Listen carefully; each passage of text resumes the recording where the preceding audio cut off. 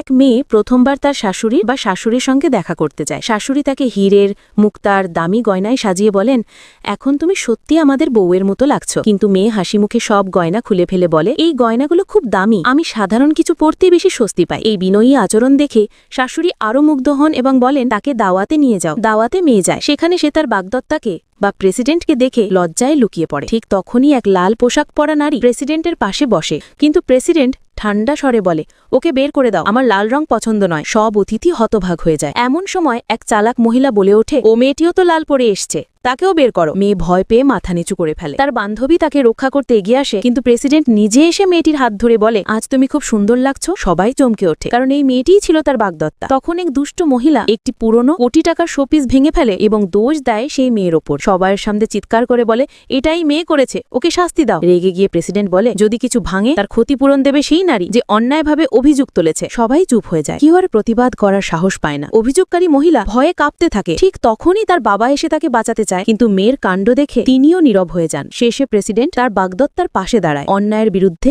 ন্যায় বিচার করে। পরবর্তী পার্ট দেখার জন্য আমাদের চ্যানেলটা সাবস্ক্রাইব করে দাও আর লাইক, কমেন্ট, শেয়ার করে দাও।